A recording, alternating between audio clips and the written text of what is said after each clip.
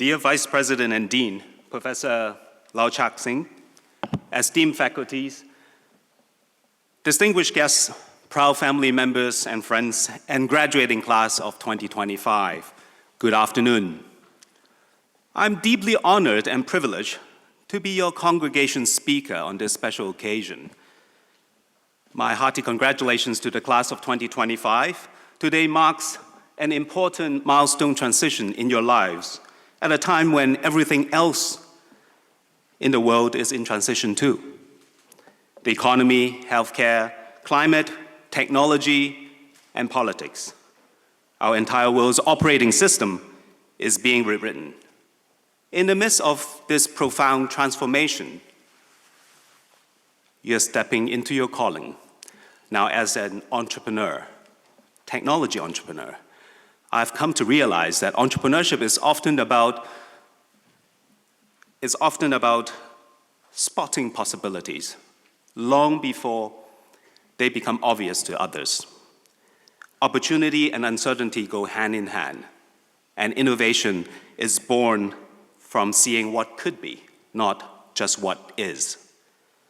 Today, I want to introduce to you three remarkable individuals who have inspired me, whose wisdom and example shaped my path as a serial technology entrepreneur and angel investor. They illuminated my way, and I hope that they will inspire yours too. Many of you know the name Steve Jobs, the visionary founder of Apple and a global icon of innovation. But have you ever wondered who inspired Steve Jobs? Who was the icon? Who was the idol behind the idol? The answer is the first person I'm going to introduce. He is Edwin Land, the inventor of instant photography and the founder of Polaroid. Land was special. He was a dreamer that merged art and science. Land invented instant photography because his young daughter innocently asked him why she couldn't see a photo the moment it was taken, where most of us would have shrugged and accepted by saying, well, that's just the way it works. Land refused to settle for the ordinary. Instead, he set out to challenge the limits of physics and chemistry. He didn't just improve the camera, he reimagined the very nature of time and experience. To the societies in 1950s and 60s, instant photography was considered to be the same as pure magic. Land's mantra was clear, and he says, do not do anything that somebody else can do. Do not undertake a project unless it is manifestly important or nearly impossible. It was Land's work that propelled me into entrepreneurship, to be honest, and encouraged me to take on difficult projects from time to create products among many, Leave Home Safe, On Sam Chut Hang, HSBC Pay Me. Each of these projects were forged in the fire of difficult path, criticism, and setbacks. I was often misunderstood, yet they ultimately transform how people pay and even how we protect lives in pandemic. Today, we live in an era where AI reads medical scans, robots assist in surgical precision, and limbs are printed in labs. The easy and obvious solutions will be automated. What remains are the hard problems, the ethical dilemmas, the undocumented symptoms, the complex cases that defy textbooks, the notion of AI doctor, and above all, the compassion for patients. The breakthroughs that are great usually come from those who run toward difficult and unsolved problems. So let me ask this question, and we should use these questions and ask ourselves on a regular basis. When was the last time you chose something difficult? Not for the applause, but for genuine progress. Now, bold innovation can ignite a vision, but taking the vision to life demands a different set of mastery. The relentless pursuit of quality in execution. If Lan taught me how to innovate boldly, then my next mentor, Mumtaz Ahmed, showed me how excellence is forged through quality hard work, professionalism, and uncompromised standards. My eyes were truly opened during the 7 years that I worked with Mumtaz at Deloitte Consulting, first as a student intern, all the way to be a director of global high-tech strategy practice at various cities. Working with him was like drinking from a fire hose. Overwhelming at times, but exhilarating and transformative. My first experience flying first-class long-haul flight was not about luxury. It was about turning the cabin into a flying office, about debating ideas, building business model and financial models that refine strategies at 20,000 feet. Those years of intense training will burn in. Global travel, exposure to C-level decision-making sharpened my mind and broadened my perspectives. Mumtaz taught me that mastery is not the result of a single breakthrough. Rather, it is countless acts of quality hard work. His signature challenge posed to every analysis and hypothesis were always, is this the best answer or just the first answer? Basically, he never settled for the first answer.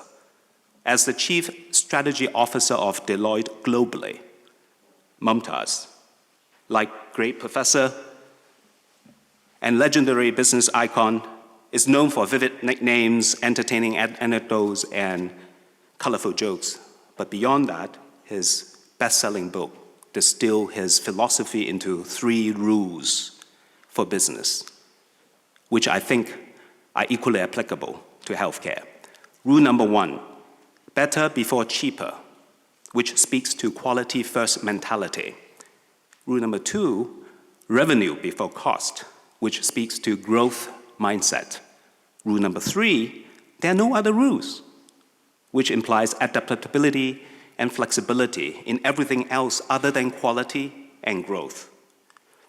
To the future doctors, medical professionals, and researchers in this grand hall, when a diagnosis seems polished, pause and ask the Mumtaz question. Harness the smartest tools, let the data sing and dance, but never settle for the first answer. In your clinical practice and research, remember the best preparation for tomorrow is to do today's work superbly well.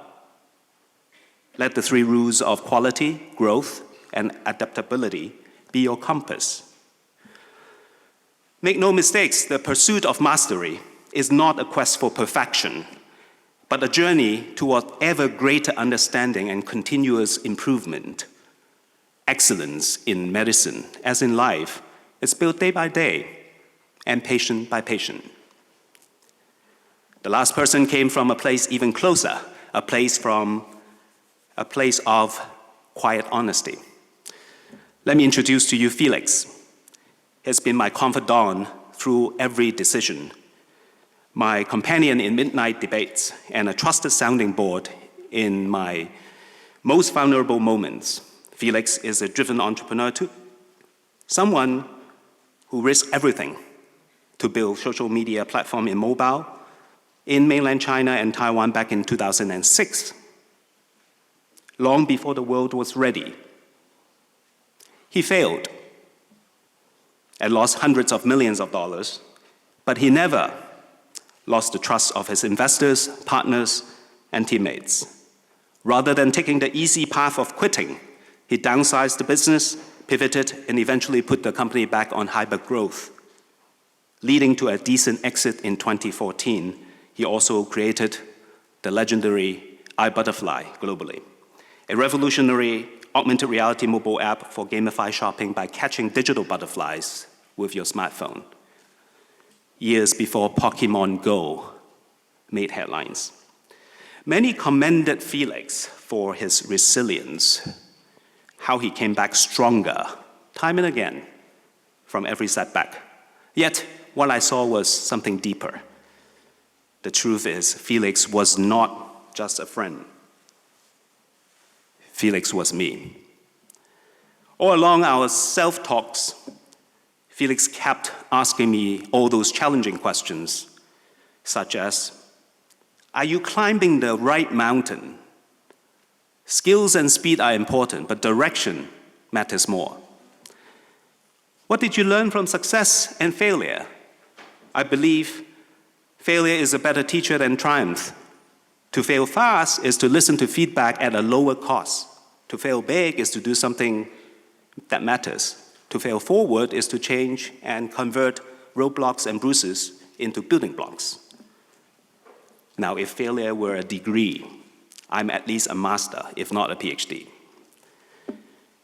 Then the favorite questions of mine. Have you shown kindness? I believe the road of success is wide enough for many. Help others as you wish you had been helped. It's easy to celebrate famous entrepreneurs. It's rare to support the lesser-known ones. That's why I coach and back founders in early-stage startups to give back to the ecosystems in which I was born as a tech entrepreneur. In a world marked by bullying, chaos, and division, and a lack of trust, kindness is more vital than ever.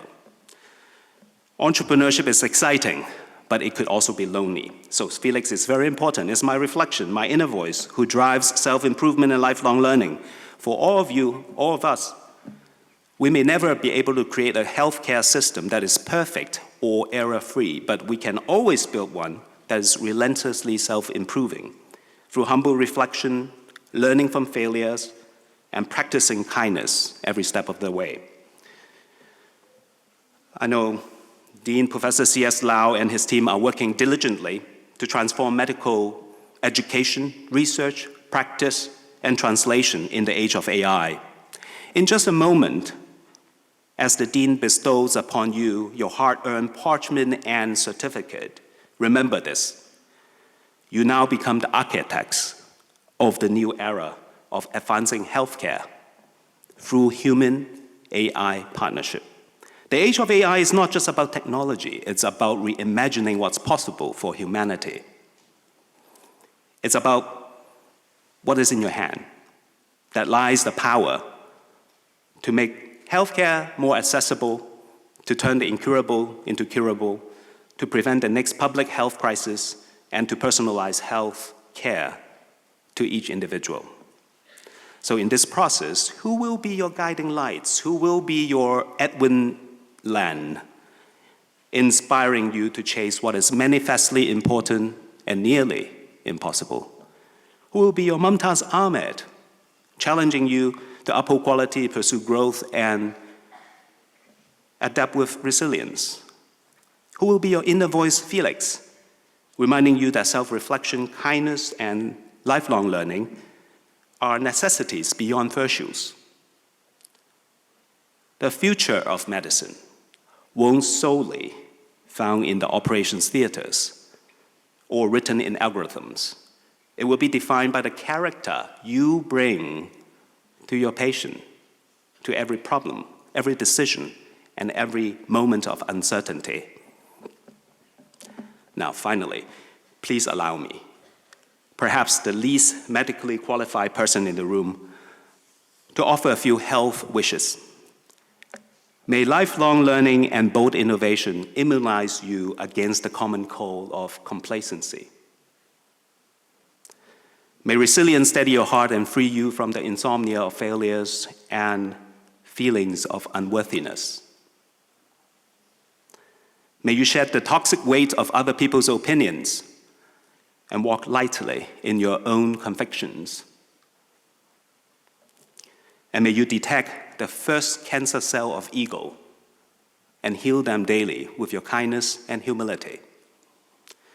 Take with you the wisdoms of those who walk before you, those who taught you, and the lessons you will gather along your way in your path.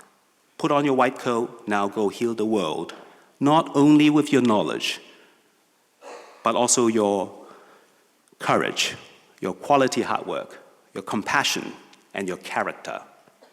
Class of 2025, I salute you and your supportive parents and families for your accomplishment. Now, the world awaits the difference only you can make. Thank you.